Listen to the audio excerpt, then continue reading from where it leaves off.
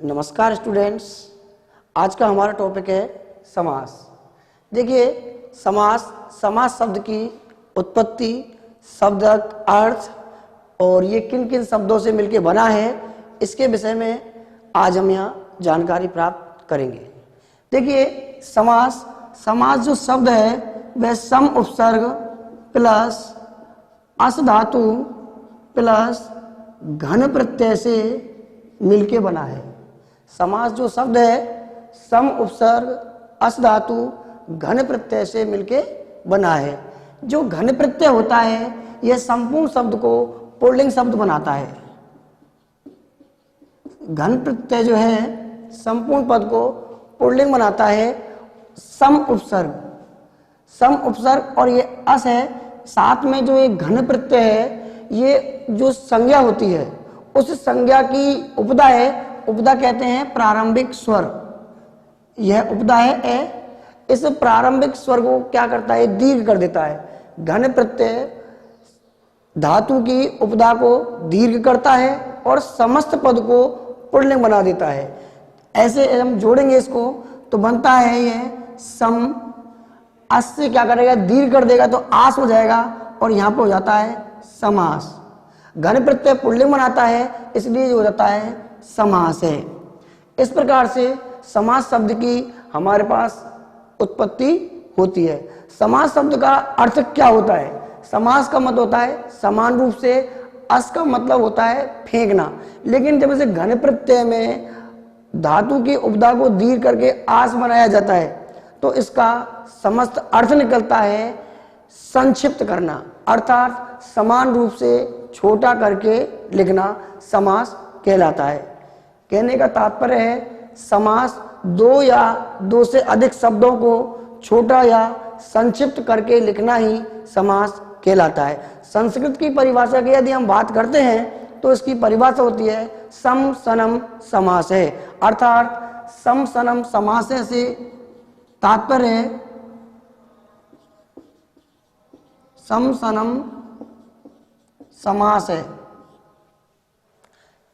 से तात्पर्य है समान रूप से दो या दो से अधिक पदों को एक जगह पर बिठा के लिखना ही समास कहलाता है।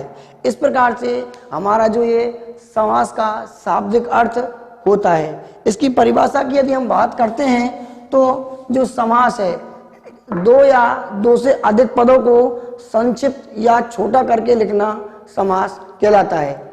समास के भेदों की हम बात करते हैं।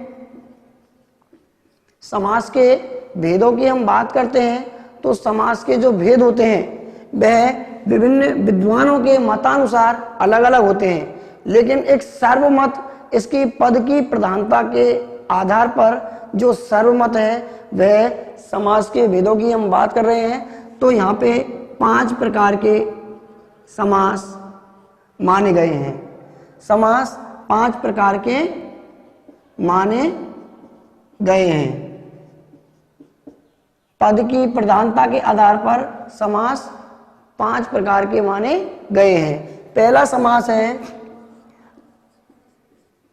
अव्ययी भाव समास। समास का पहला जो भेद है वह है अव्ययी भाव समास। इस पद की प्रधानता के आधार पर अर्थात जो अव्ययी भाव समास है इसका पहला पद प्रधान होता है। दूसरा है तत्पुरुष समास। तत्पुरुष समास में यहां पे इसका प्रथम पद प्रधान, इधर यहां पे इसका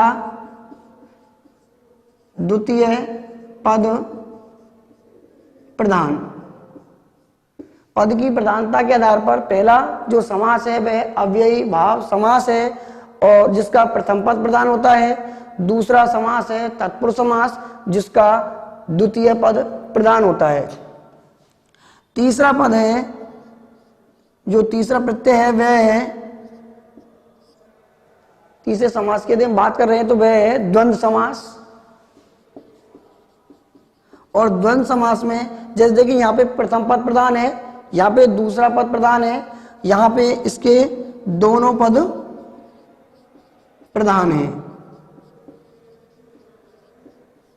यहां पे इसके दोनों पद प्रधान हैं। इसके चौथे भेद की अपन बात करते हैं तो वह है बहुब्रीहि समास। बहुब्रीहि समास में जैसे यहाँ पे प्रथम पद प्रधान था, यहाँ पे द्वितीय पद प्रधान है, यहाँ पे दोनों ही पद प्रधान है, लेकिन बहुब्रीहि समास में क्या होता है कि दोनों ही पद प्रधान न होकर के कोई अन्य पद ही प्रधान होता है, अन्य पद ही प्रधान होता है।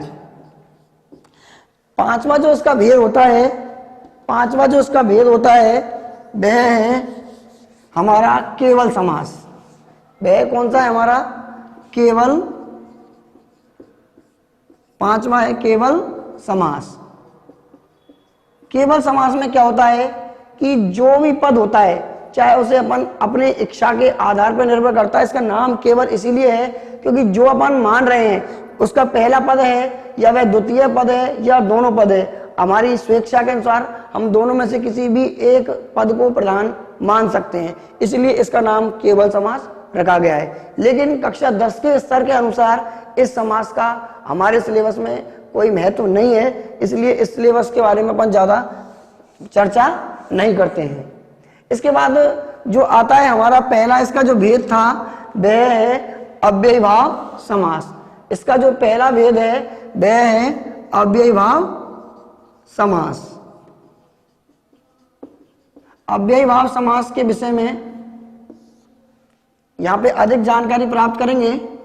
अव्ययीभाव समास जो है इसका प्रथम पद प्रधान होता है। अव्ययीभाव समास का प्रथम पद प्रधान होता है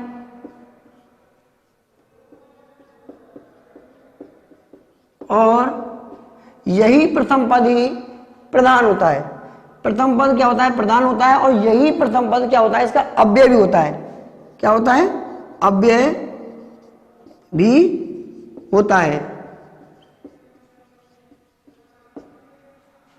समस्त पद होता है इसका नपुंसक लिंग एक वचन में बनता है। नपुंसक लिंग एक वचन में इसका समस्त पद बनता है। अव्ययीभाव समास के विषय में अपन दोबारा से जानकारी करते हैं। अव्ययीभाव जो समास है इसका प्रथम पद प्रधान होता है और वही पद इसका अव्यय होता है तथा समस्त पद जो इसका बनता है वो नपुंसक लिंग एक वचन में बनता है। अव्ययीभाव समास के जो विग्रह है वह कैसे होता है इसके विषय में अपन यहाँ जानकारी करेंगे कि अव्ययीभाव समास के जो पद होते हैं उनका अपन विग्रह कैसे करते हैं और उनका समस्त पद कैसे बनता है, इसके विषय में यहाँ अपन जानकारी प्राप्त करेंगे। जैसे कि पहला है अव्ययीभाव समास के जो भेद की यदि बात करें अपन, अव्ययीभाव समास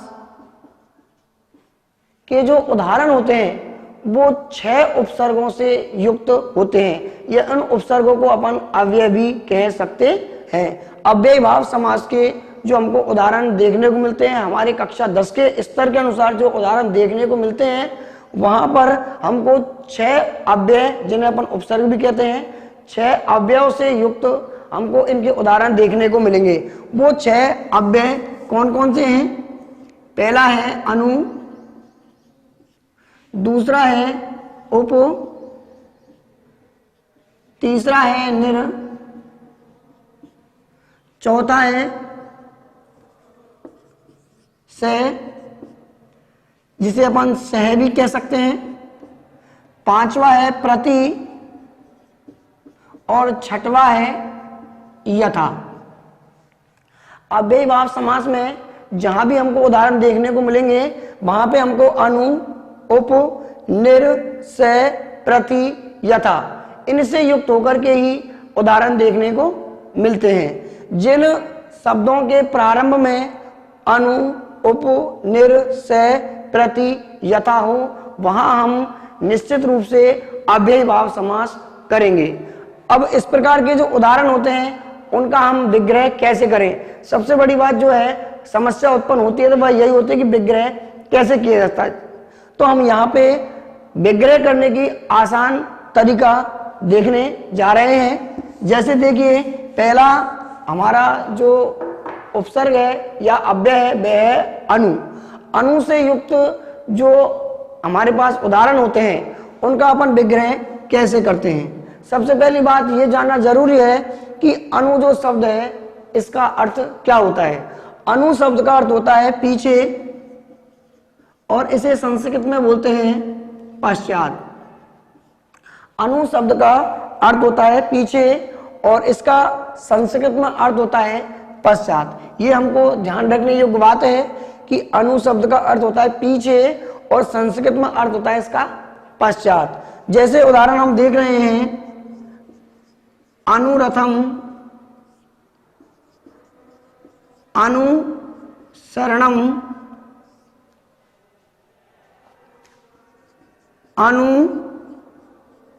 अनुगंगम। ये जैसे तीन उदाहरण हैं, इन उदाहरणों को हम समझेंगे। अनुरथम, अनुसरणम, अनुगंगम। जैसे हमने परिभाषा में देखा था, अव्ययीभाव समास में जो उदाहरण होते हैं वो नपुंसक लिंग और एक वचन में होते हैं। यहाँ पे जैसे हमको देखा जा रहा है अनुरथम, नपुंसक लिंग एक वचन में है। अब इसका विग्रह कैसे करते हैं। अनु से युक्त जो अपन के उदाहरण होते हैं उन उदाहरणों में संज्ञा शब्द क्या है और अव्यय शब्द क्या है उसे पहले हम अलग अलग कर देते हैं। देखिए, जैसे इसमें अनु अव्यय है और रथम एक संज्ञा शब्द है, तो सबसे पहले देखेंगे हम रथम के रथ को निकाल देते हैं और अनु को छोड़ देते हैं। तो जो हमारे पास संज्ञा है जैसे रथ, इस संज्ञा शब्द को षष्ठी विभक्ति एक वचन में प्रयुक्त करते हैं। किसमें करते हैं? षष्ठी विभक्ति और एक वचन में प्रयुक्त करेंगे। किसको? संज्ञा शब्द को। संज्ञा शब्द को षष्ठी विभक्ति एक वचन में प्रयोग करेंगे तो षष्ठी विभक्ति एक वचन का रथ शब्द का बनेगा रथस्य। क्या बनता है? रथस्य। अब रथस्य में देखिए हमारे पास जो अव्यय पद है वह है अनु, और अनु का अर्थ होता है पश्चात। तो इस पश्चात शब्द को रथस्य शब्द के पीछे जैसा है वैसे ही जोड़ देते हैं, तब हमारे पास बनता है रथस्य पश्चात। यही इस शब्द का विग्रह होगा। इस शब्द के पीछे हमको काफी बार उदाहरणों में देखने को भी मिलता है, कहीं पे इति इस प्रकार से जोड़ा होता है। यह आपकी स्वेच्छा है, आप इस शब्द को यहाँ पे लगाना चाहो लगा भी सकते हैं, यदि नहीं लगाना चाहे तो ये गलत भी नहीं होगा। इस प्रकार से अपन अन्य इसके जो उदाहरण है उनको भी अपन आसानी से बना सकते हैं। अनुसरणम, अब यहाँ पे संज्ञा शब्द है शरणम, तो शरणम का षष्ठी विभक्ति एक वचन होगा शरणस्य, और पीछे हमको पश्चात जोड़ना ही है तो ये हो जाएगा इसका पश्चात। इस प्रकार से अन्य उदाहरण और भी है। अनुगंगम, गंगा शब्द है, गंगम का जो नपुंसक लिंग एक वचन बना है गंगम बना दिया गया है यहाँ पे।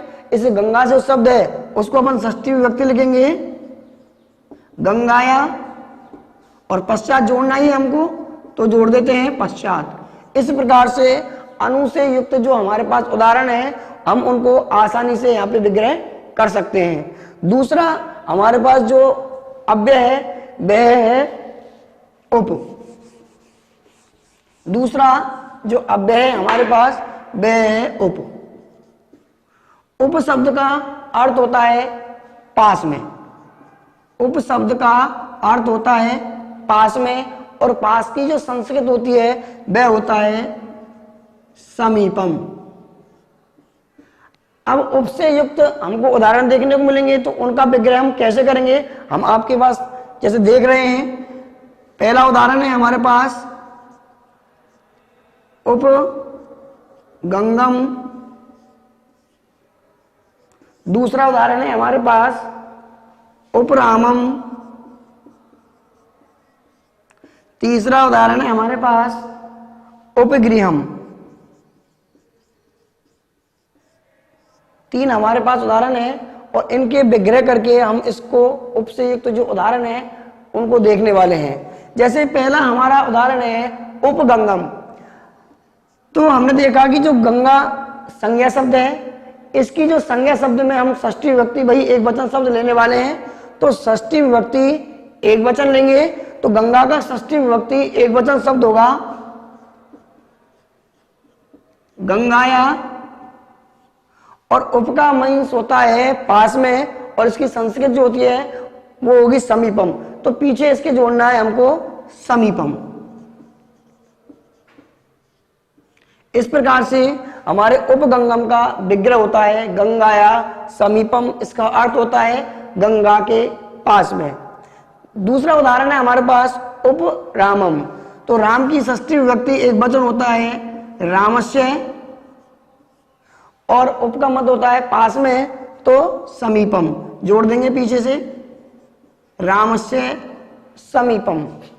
उपगृहम, उपगृहम, गृहम संज्ञा शब्द है तो गृह का षष्ठी विभक्ति होगा गृहस्य समीपम। इसी प्रकार से हम उप से युक्त जो उदाहरण है इनको हम आसानी से इनका हम विग्रह कर सकते हैं। आगे हमारा जो दूसरा कंप्लीट हो चुका है ये, और तीसरा उदाहरण या तीसरा जो अव्यय है वह है निर। तीसरा अव्यय है क्या है निर। निर का अर्थ होता है रहित, निर का अर्थ होता है रहित, और इसका जो संस्कृत होती है वह होती है अभाव। अभाव होता है। निर से युक्त जो उदाहरण है उनका हम विग्रह कैसे करेंगे हम यहां देखने वाले हैं। पहला उदाहरण है जैसे निर्जनम, दूसरा है निर्बलम, तीसरा है निर्धनम। ये हमारे पास तीन उदाहरण है, और इन तीन उदाहरणों के माध्यम से निर से युक्त जो उदाहरण है उनका हम विग्रह कैसे करेंगे ये हम यहाँ पे देखने वाले हैं। जैसा कि हमको पता है कि इन सभी में संज्ञा शब्द है, पहले में जन है, दूसरे में बल है और तीसरे में धन है। अब यहाँ पे हमको ये षष्ठी विभक्ति का तो प्रयोग करना है, लेकिन संज्ञा की प्रकृति के अनुसार यदि संज्ञा हमारा जातिवाचक है तो उसको हम बहुवचन में प्रयोग करेंगे, और यदि वह जातिवाचक नहीं व्यक्तिवाचक है तो उसे हम एक वचन में ही प्रयोग करेंगे। जैसा कि हम देख रहे हैं यहाँ पे संज्ञा शब्द है जन, और जन का मतलब होता है लोग अर्थात समूह। कभी भी जो समूह बनता है वो कभी एक पर्सनल व्यक्ति से तो बन नहीं सकता है, इसलिए जो जन शब्द है यहाँ पे समूह सूचक है, इसलिए जन को क्या करेंगे अपन षष्ठी विभक्ति में बहुवचन में प्रयुक्त करते हैं, अर्थात ये बनेगा हमारा जनानाम। क्या बनेगा जनानाम। और निर शब्द जो है इसका अर्थ होता है अभाव, अर्थात लोगों का जहां पे अभाव है वही तो निर्जन है। अब अभाव शब्द को इसके पीछे हमको जोड़ना है, इसे कहेंगे हम जनानाम अभाव है।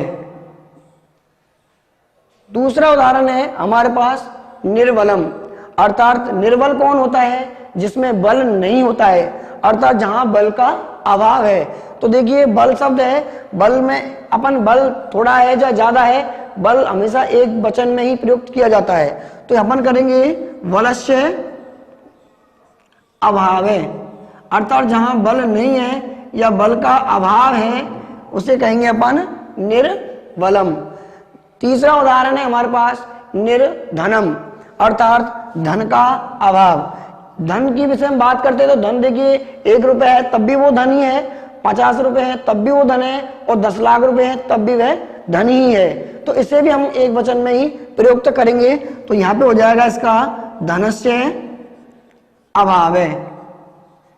इस प्रकार से हम निर से युक्त जो उदाहरण है उनका अपन आसानी से यहाँ पे विग्रह कर सकते हैं। हमारे पास जो चौथा अव्यय है, अव्यय भाव समास का जो चौथा उदाहरण है या चौथे टाइप का जो उदाहरण है वह हुए से।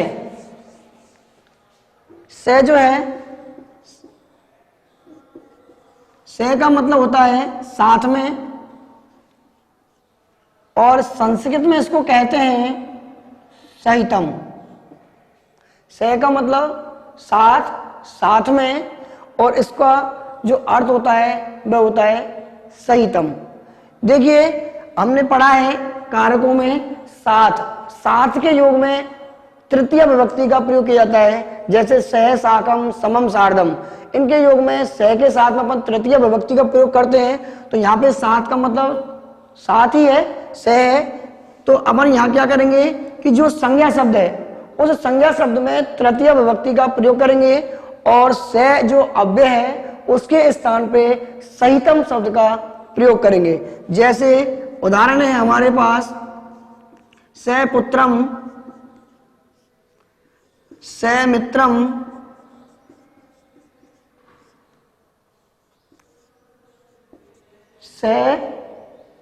सगुणम। ये हमारे पास 3 उदाहरण है, समित्रम, सपुत्रम और सगुणम। 3 हमारे पास उदाहरण है। इनका हम विग्रह किस प्रकार से करेंगे? देखिए जो संज्ञा शब्द है पुत्र, मित्र और गुण, ये जो संज्ञा शब्द हैं इनमें हमको तृतीय विभक्ति का प्रयोग करना है। पुत्र में तृतीय विभक्ति हम लगा देते हैं तो वह बनता है पुत्रेण, और सह के स्थान पर अपन साथ जोड़ना है तो सहितम शब्द का अपन प्रयोग करेंगे और वह हो जाएगा सहितम। अर्थात बनेगा हमारे पास पुत्रेण सहितम। दूसरा उदाहरण है समित्रम, तो यहां बनेगा मित्र में अपन जो संज्ञा शब्द है उसमें तृतीय जोड़ेंगे तो हो जाएगा मित्रेण, और ये हो जाएगा सहितम, मित्रेण सहितम। तीसरा हमारे पास उदाहरण है सगुणम। और गुण में क्योंकि गुण एक नहीं होता, प्रत्येक एक गुण में व्यक्ति के अंदर गुण नहीं कहे जा सकते, तो वह गुणों का समूह होता है। तो समूह होता है तो वहां पे इसको एक वचन में प्रयोग नहीं करके बहुवचन में प्रयोग करेंगे। तो ये होगा गुणानाम, गलत सॉरी, गुणानाम नहीं होगा, तृतीय विभक्ति में गुणेभ्य सहितम, गुणेभ्य सहितम। इस प्रकार से गुणेन भी सहितम ऐसे कर सकते हैं, गुणेभ्य सहितम। इस प्रकार से सह से युक्त जो उदाहरण है अव्ययभाव समास में उनका विग्रह इस प्रकार से हम करेंगे। और जो 5वां हमारा अव्यय है वह है प्रति। 5वां अव्यय है हमारे पास प्रति। प्रति का मतलब सभी भी हो सकता है, प्रत्येक भी यहाँ पे हो सकता है। तो इस प्रकार से प्रति का अर्थ होता है प्रत्येक। यहाँ पे प्रति से युक्त जो उदाहरण है उनका अपन विग्रह कैसे करते हैं कि जो हमारे पास संज्ञा शब्द दी हुई है, जैसे प्रतिदिनम, प्रतिक्षणम,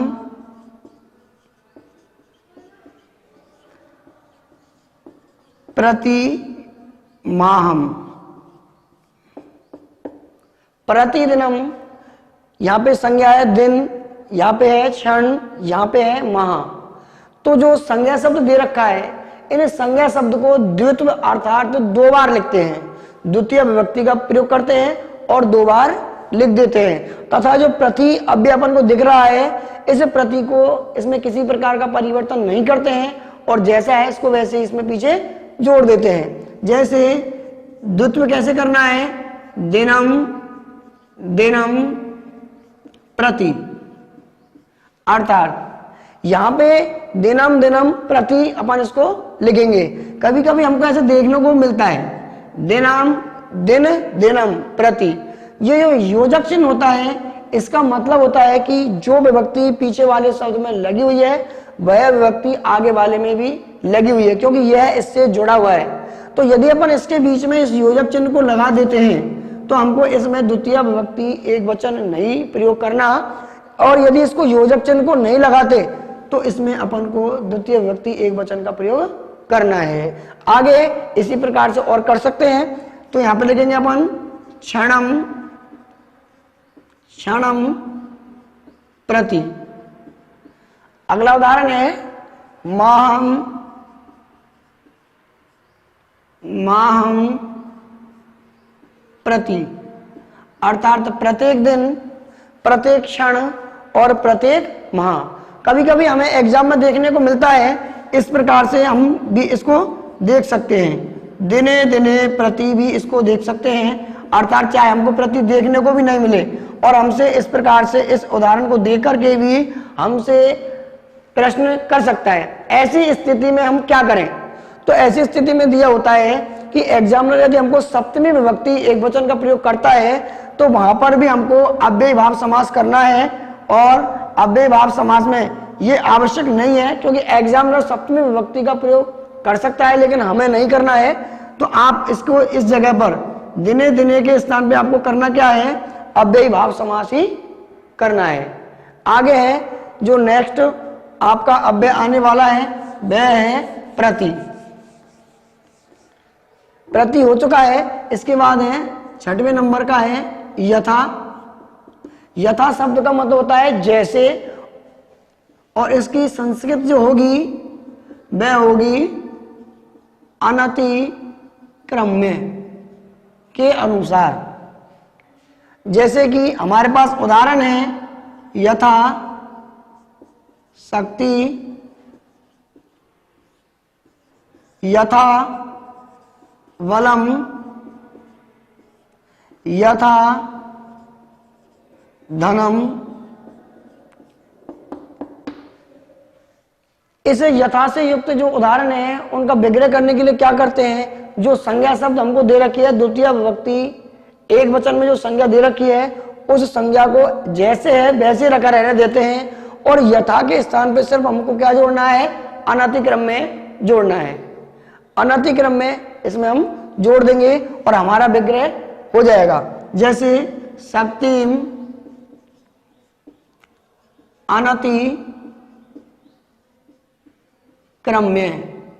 ऐसे ही बलम अनतिक्रम्य, ऐसे ही धनम